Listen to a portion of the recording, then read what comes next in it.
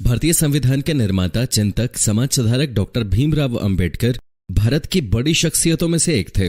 मध्य प्रदेश के मऊ में 14 अप्रैल 1891 को भीमराव अंबेडकर का जन्म हुआ।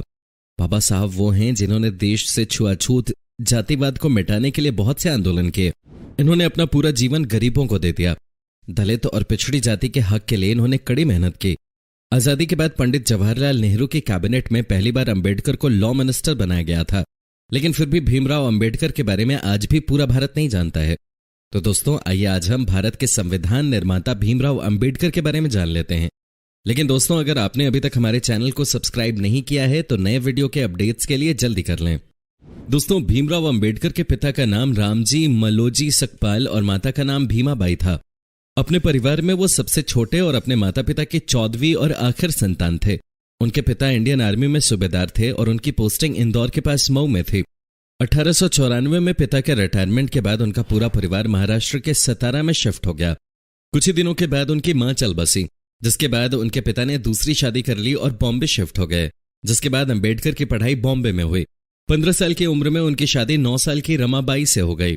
इसके बाद 1908 में उन्होंने 12वीं की परीक्षा पास की। छुआछूत के बारे में अंबेडकर ने बचपन से देखा था। वे हिंदू मेहर कास्ट के थे, जिन्हें नीचा समझा जाता था और ऊंची कास्ट के लोग इन्हें छूना भी पाप समझते थे। इस वजह से अंबेडकर समाज में कई जगह भेदभाव का शिकार हुए। इस भेदभाव और निरादर का शिकार अंबेडकर को आर्मी स्कूल में भी होना पड़ा, जहां उनकी कास्ट के बच्चों को क्लास के अंदर बैठने तक नहीं दिया जाता था। टीचर उन पर ध्यान तक नहीं देते थे, यहां तक कि उनको पानी भी नहीं छूने दिया जाता था। स्कूल का चपरासी उनको ऊपर से डालकर पानी देता था। जिस दिन चपरासी नहीं आता था उस दिन उन लोगों को पानी तक नहीं मिलता था। स्कूल की पढ़ाई पूरी करने के बाद अंबेडकर को आगे की पढ़ाई के लिए बॉम्बे के एल्फिनस्टोन कॉलेज जाने का मौका मिला। पढ़ाई में वो बहुत अच्छे व तेज दिमाग के थे। उन्होंने सारे एग्जाम अच्छे से पास करे थे, इसलिए उन्हें बड़ौदा के गायकवाड़ के राजा सयाजी से 25 रुपए की स्कॉलरशिप हर महीने मिलने लगी। दोस्तों, अगर आप किसी स्पेशल टॉपिक पर कोई वीडियो देखना चाहते हैं तो कमेंट बॉक्स में कमेंट कर टॉपिक का नाम जरूर बताएं। उन्होंने राजनीति विज्ञान और अर्थशास्त्र में 1912 में ग्रेजुएशन पूरी की। उन्होंने अपने स्कॉलरशिप के पैसे को आगे की पढ़ाई में लगाने की सोची और आगे की पढ़ाई के लिए अमेरिका चले गए। अमेरिका से लौटने के बाद बड़ौदा के राजा ने उन्हें अपने राज्य में रक्षा मंत्री बना दिया, लेकिन यहां भी छुआछूत की बीमारी ने उनका पीछा नहीं छोड़ा। इतने बड़े पद पर होते हुए भी उन्हें कई बार निरादर का सामना करना पड़ा। बॉम्बे गवर्नर की मदद से वे बॉम्बे के syndrome college of commerce and economics में राजनीतिक अर्थशास्त्र के प्रोफेसर बन गए। अंबेडकर आगे और पढ़ना चाहते थे, इसलिए वे एक बार फिर भारत से बाहर इंग्लैंड चले गए। इस बार उन्होंने अपने खर्चे का भार खुद उठाया। यहां लंदन यूनिवर्सिटी ने उन्हें डीएससी के अवार्ड से सम्मानित किया। अंबेडकर ने कुछ समय जर्मनी की बोन यूनिवर्सिटी में गुजारा। यहां उन्होंने इकोनॉमिक्स की पढ़ाई की। 8 जून 1927 को कोलंबिया यूनिवर्सिटी में उन्हें डॉक्टरेट की बड़ी उपाधि से सम्मानित किया गया। अंबेडकर की पत्नी रामाबाई की लंबी बीमारी के कारण 1935 में मौत हो गई थी।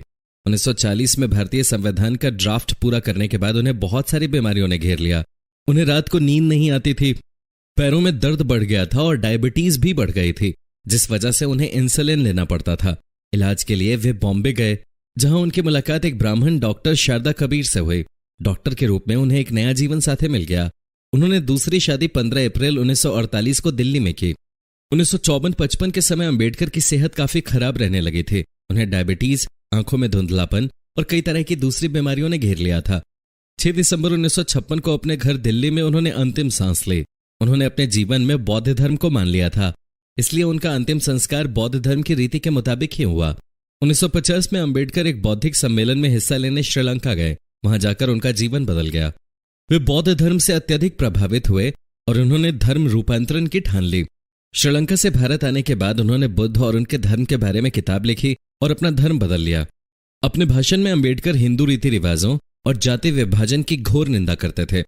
1955 में उन्होंने भारतीय बौद्ध महासभा का गठन किया। उनकी बुक बुद्ध और उनका धर्म का विमोचन उनके मरणोपरांत हुआ।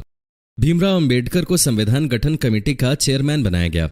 उनको स्कॉलर और प्रख्यात विधिवेत्ता भी कहा गया। अंबेडकर ने देश की अलग अलग जातियों को एक दूसरे से जोड़ने के लिए एक पुलिया का काम किया। वे सबके समान अधिकार की बात पर जोर देते थे। अंबेडकर के मुताबिक अगर देश की अलग अलग जाति एक दूसरे से अपनी लड़ाई खत्म नहीं करेंगी तो देश एकजुट कभी नहीं हो सकता। 1936 में अंबेडकर ने स्वतंत्र मजदूर पार्टी का गठन किया था। 1937 के केंद्रीय विधानसभा चुनाव में उनकी पार्टी को 15 सीट की जीत मिली। अंबेडकर ने अपनी इस पार्टी को all India schedule caste party में बदल दिया। इस पार्टी के साथ वो 1946 में चुनाव में खड़े हुए, लेकिन उनकी इस पार्टी का चुनाव में बहुत ही खराब प्रदर्शन रहा। दोस्तों, आप अभी क्या कर रहे हैं हमें नीचे कमेंट करके जरूर बताएं और इस वीडियो को लाइक और शेयर करना ना भूलें। अगर आप ये वीडियो फेसबुक पर देख रहे हैं तो हमारे पेज को लाइक कीजिए, अगर यूट्यूब पर देख रहे हैं तो हमारे चैनल को सब्सक्राइब कीजिए। इसके अलावा और मजेदार जानकारियों के लिए आपको हमसे जुड़ना होगा। इसके लिए नीचे डिस्क्रिप्शन में दिए लिंक पर क्लिक कीजिए।